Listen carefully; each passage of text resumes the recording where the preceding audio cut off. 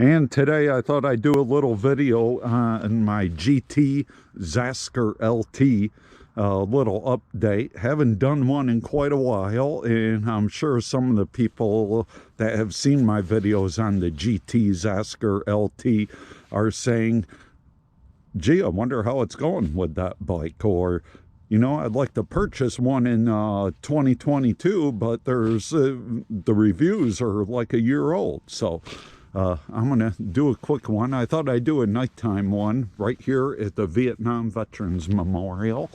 This is on Griffiths Airport in Rome, New York. And as you can see, it is nighttime because I like riding at night. I think automobile operators are a lot more mellow at nighttime than the daytime ones. There's significantly more assholes on the roads in the daytime than there is at night. So as long as you got lights, reflectors, and a reflective vest, which you probably can't see, but trust me, I'm wearing one. This is the helicopter of the U.S. Navy, the Seawolves Squadron, here at the Vietnam Veterans Memorial. You can research it if you wish. Just look up Seawolves Squadron. And there's my GT, which is more than a year old. It's about a year and a half right now, believe it or not. As you can see, got a nice blue paint on it. The lights I use are the this one right here is a Victagion Light. I bought it on Amazon for $23, and a year and a half later the battery still is going, still powers up, still provides me with plenty of nighttime riding. The battery is only a 2-cell 18650 lithium ion, but it works beautifully.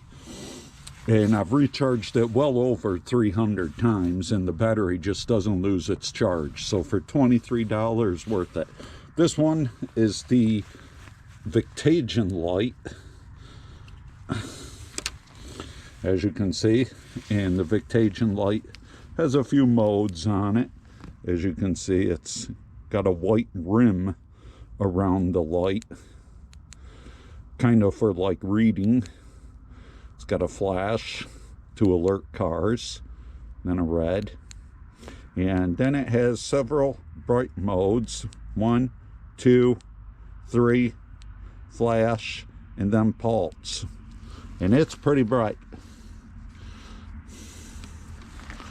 And the problem is getting it back on. And the nice thing about Victagion, it comes with a very sturdy mounting bracket. I've never had a problem with Victagion mounting brackets. Back to the GT Zaskar LT. The crankset works beautifully. I have not had to do any adjustments on the rear derailleur whatsoever. It's been over a year and a half. The Shimano disc brakes that come standard with the Zaskar LT work beautifully. I've never had a problem going downhill or uphill. The front brake gets pretty hot going downhill if you're braking a lot, so if you kind of like pulse the brake lever so it cools a little bit and doesn't burn out on you, it works fine. And trust me, at 260 pounds, this thing supports me and stops me going down the steepest descents. Problem with the GT Zaskar LT are these cables. Yep, the biking cables. As you can see, it wears right through the paint. So I'm probably going to have to put a film over that to stop it. But yeah, over the months of riding, and this is my second winter with the GT Zaskar LT. Second problem with the GT Zaskar LT, and there's only two problems. By the way, these are the original pedals. Cheap little $20, $10 plastic pedals, and I've had them over 2 years. How many miles on this bike? A few thousand. Yeah. Another good tail light. This is off of Amazon as well. It's a cheap little tail light. You get 2 red ones and 2 white ones. I've had this light for over 2 years, and it's worked fine, even in the coldest of winters. The rim. This is the problem. Yeah, I'm going to try to rotate it. And let me get some light here for you.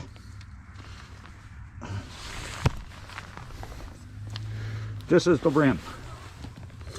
And as you can see, I had to cement it in certain areas. Had to cement it there. Had to cement it there. Had to cement it there. Why? Why did I have to do that? Because the WTB rim, I believe under my body weight, is fracturing. It stopped fracturing, so it might just be a defective rim. I don't know. Leave a comment. Let me know if you've had problems with it. But one thing I noticed is that the spokes, when I bought the bike from wiggle.com, were so tight that a couple of them did snap. So I loosened up the spokes, and since then I haven't had any problems. But you might want to check that if you get your bike from Wiggle or Chain Reaction. They tension the spokes so tight, it's ridiculous. So if you take a bump or hit a pothole, chances are you're going to break some spokes, especially on the rear wheel. The aluminum frame is fine. It weighs in, X large frame weighs in at about 33 pounds. Very similar to the Ragley AL29, which I used to own before it was so rudely stolen from me. And that's the reason I got the GT Zaskar LT. You can get this model today from wiggle.com. I'm not sure if they got the bike in stock right now. You may have to wait until like June. But check around for it. Right now, when I bought the bike, it ran me $1,300 with an import tax of $128 US dollars. Today, I believe it sells on wiggle.com for $1,300. So if you're going to get it imported into the United States, figure a little over $1,400 you're going to be paying for. Beautiful bike though, well worth it. I mean, get it. If you're looking for a great hardtail to commute to work or ride around the trails or to take an adventure ride 100 miles from the house, look at the GT Zaskar LT and look no further.